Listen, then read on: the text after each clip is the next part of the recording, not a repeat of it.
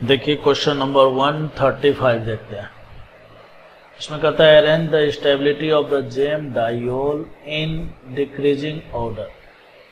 वैसे तो मैं आपको बताऊं कि जेम डायोल जो है ये अनस्टेबल प्रोडक्ट होता है, और मैंने हमेशा आपको बताया कि यहाँ से क्या होता है H2O रिलीज हो जाता है। ठीक है, कैसे? सबसे पहले प्रोटोनेशन होता है, प्रोटोनेशन होकर OH2 प्लस कार्बोकेटायन बनेगा, कार्बोकेटायन को यहाँ से स्टेबिलिटी मिलेगा, इस तरह से बन जाता है। लेकिन यहाँ पर जो जेम डायोल बनाए हुए हैं, ठीक है, उसमें से ये वाला जो जेम डायोल है ये हाईली स्टेबल होता है। क्यों होता है अब आप सुनिए। जैसे देखिए सबसे पहला नंबर अगर आपसे सबसे पहले तो ये सोचिए कि ये बना कैसे होगा, तो ये बना होगा यहाँ से साइक्लोप्रोपेनॉन रहा होगा। ठीक है, और साइक्लोप्रोपेनॉन जो है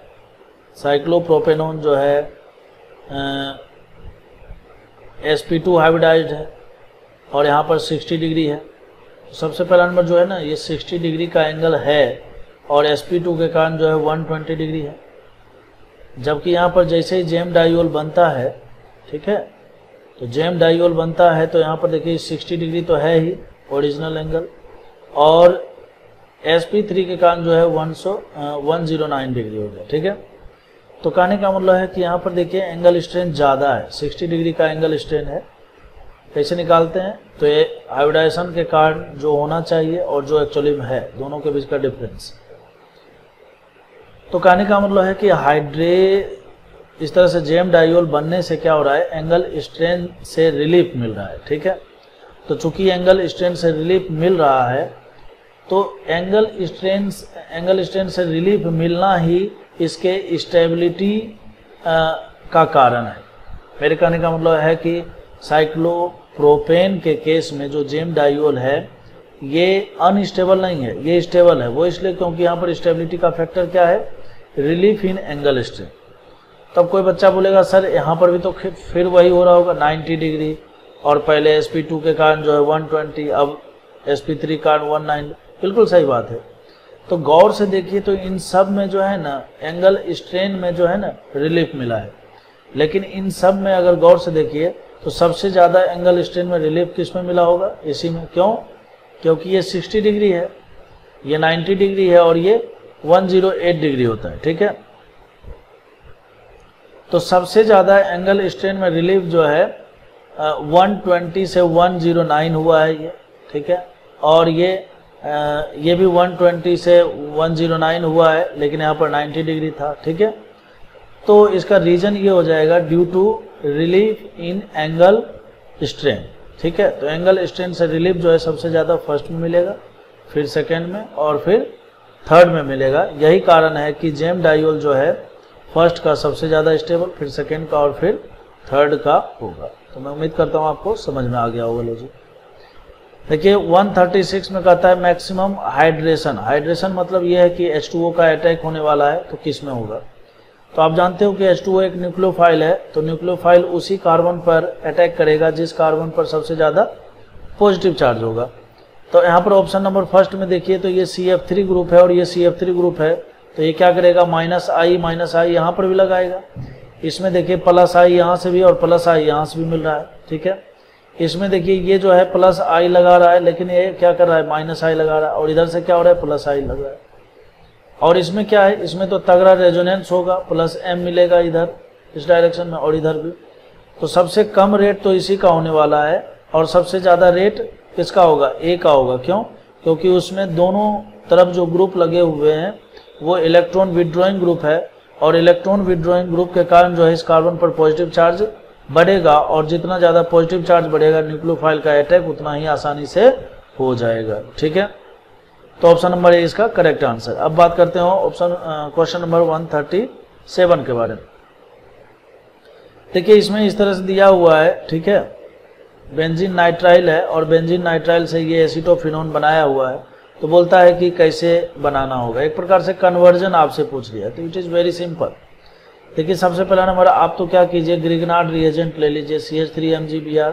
ठीक है, तो ये ग्रिग्नार्ड क्या करेगा, यहाँ पर अटैक करेगा, ये बॉन्ड खुलेगा, बॉन्ड खुलने के बाद हाइड्रोलाइसिस वगैरह होके और ये फाइनली जो है यहाँ से देखिए CnH बना देगा, ठीक है, और यहाँ पर CH3। जब आप इसका हाइड्रोलाइसिस करेंगे, प्रोटोनेशन करेंगे, तो ये N-NH में बदल जाएगा। अब अगर आप इसका हाइड्रोलाइसिस कर दीजिए तो हाइड्रोलाइसिस करने पर क्या होता है, ये यहाँ से बॉन्ड टूट जाता है और ये C डबल बॉन्ड O में कन्वर्ट हो जाता है। बेसिकली होता क्या है कि सबसे पहला नंबर ये नाइट्रोजन क्या करेगा, प्रोटोनेशन कर लेगा और फिर H2O जो है ना यहाँ पर अटैक करता है, ठीक है। फिर ये बॉन्ड खुलेगा, कार्बोकैटायन बनेगा और कार्बोकैटायन को स्टेबिलिटी देने के लिए, चलो मैं बता ही देता हूँ, इस तरह से H2O जो है ये यहाँ पर अटैक करेगा, ये यहाँ से खुल जाएगा। सबसे पहले हम प्रोटोनेशन करके तो ये चला ही जाएगा। तो देखिए कुछ इस तरह का सिचुएशन होगा, CH3 यहाँ कार्बोकैटायन और फिर यहाँ पर OH, और ये OH जो है अपना लोन पेयर इसको देगा और यहाँ पर ये प्रोडक्ट एसीटोफिनोन के रूप में आपको मिल जाएगा, ठीक है।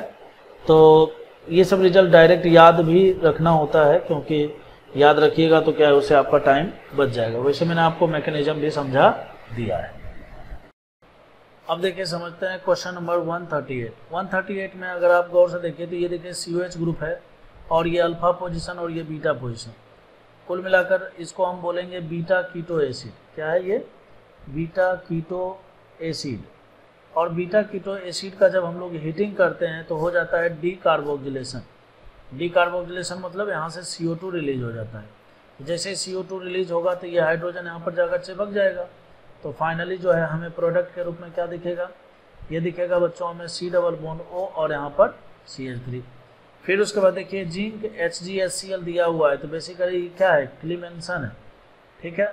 और क्लीमेंसन रिडक्शन में क्या होता है, ये जो क्लीमेंसन रिडक्शन है इसमें C डबल बॉन्ड O जो है ये CH2 में बदल जाता है। तो CH2 में बदलेगा इस तरह से साइक्लोहेक्सोन और उसके बाद जो है CH2 CH3 हो जाएगा। तो ऑप्शन नंबर 20 का करेक्ट आंसर होगा। अब उसके बाद बात कीजिए, जैसे देखिए यहाँ पर क्वेश्चन नंबर 139 के बारे में। 139 में कहता है कि एक कोई कंपाउंड है, उसका लिथियम एल्युमिनियम हाइड्राइड से रिडक्शन किया गया है, फिर उसको एसिडिक मीडियम में हीटिंग किया गया है तो अल्कीन बना। तो देखिए ये बात तो हम जानते हैं कि एसिडिक मीडियम में हीटिंग करने से अल्कीन तभी बनता है जब ये अल्कोहल होता है, ठीक है।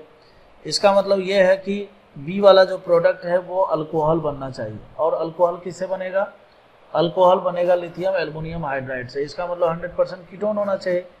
तो देखिए जो हमने गेस किया उसके हिसाब से सबका सब कीटोन ही है।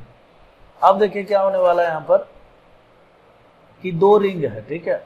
तो दो रिंग में देखिए एक रिंग तो साइक्लोहेक्सेन है और दूसरा रिंग क्या होना चाहिए, ठीक है, ताकि ये भी साइक्लोहेक्सेन बन जाए। देखिए एक रिंग अगर हेक्सेन है और दूसरा रिंग अगर हम साइक्लोपेंटेन ले लेते हैं तो ऐसी स्थिति में रिंग एक्सपेंशन करके जो है ये साइक्लोहेक्सेन में बदल सकता है, ठीक है। तो जैसे देखिए यहाँ पर ये साइक्लोहेक्सेन है, उसके बगल में साइक्लोब्यूटेन है और ये साइक्लोहेक्सेन है, ठीक है। तो मैं क्या करूँगा इसमें जो है सबसे पहले नंबर ऑप्शन नंबर डी को मैं सॉल्व करता हूँ और यही इसका करेक्ट आंसर भी है। क्यों है ये चीज़ अभी आपको समझाने का कोशिश करते हैं। जैसे ये है देखिए, जैसे इस पर लिथियम एल्युमिनियम हाइड्राइड लगाएंगे तो लिथियम एल्युमिनियम हाइड्राइड लगाने से ये कीटोन जो है अल्कोहल में बदल जाएगा, तो ये OH में बदल गया। और यहाँ पर देखिए साइक्लोपेंटेन दिख रहा है।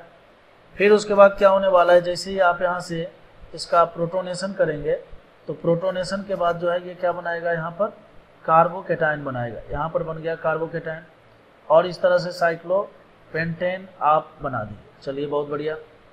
अब देखिए ये साइक्लोपेंटेन है और साइक्लोपेंटेन से साइक्लोहेक्सेन में कन्वर्जन रिंग एक्सपेंशन होता है, ये बात हम लोग जानते हैं। क्यों, क्योंकि एंगल स्ट्रेन से रिलीफ इसको मिलता है। लेकिन कब होता है, जब इस साइक्लोपेंटेन के ठीक बाहर वाले कार्बन पर पॉजिटिव चार्ज अवेलेबल हो।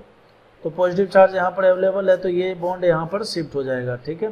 तो ये वाला बॉन्ड यहाँ पर शिफ्ट होगा तो देखिए फाइनली क्या मिलने वाला है,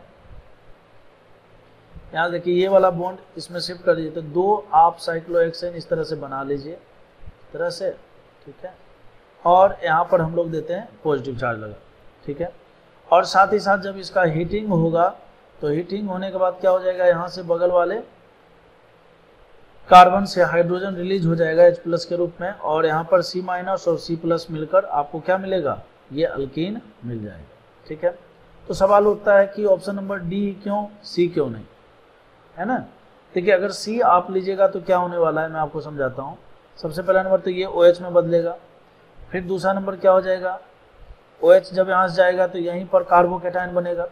जब साइक्लोपेंटेन पर ही कार्बोकेटायन बनेगा तो क्या साइक्लोपेंटेन का एक्सपेंशन हो पाएगा? नहीं हो पाएगा, है ना। अगर एक्सपेंशन होगा भी तो C6 से C7 होगा, जो कि पॉसिबल नहीं है। समझ गए बात को? तो कहने का मतलब यह है कि C6 में जब एंगल स्ट्रेन कम से कम है ही और ये हमें चाहिए भी नहीं, तो हम लोग जो है इसका रिंग एक्सपेंशन क्यों करेंगे? तो अगर आपको रिंग एक्सपेंशन करवाना है तो मतलब ये जो कीटोन ग्रुप है इसको आपको जो है हेक्सेन पर रखना पड़ेगा और उसके बगल वाले में साइक्लोपेंटेन होगा, ताकि साइक्लोपेंटेन रिंग एक्सपेंशन करके साइक्लोहेक्सेन में बदल जाए। तो उस हिसाब से इसका आंसर क्या होना चाहिए? करेक्ट D ही होना चाहिए। ठीक है।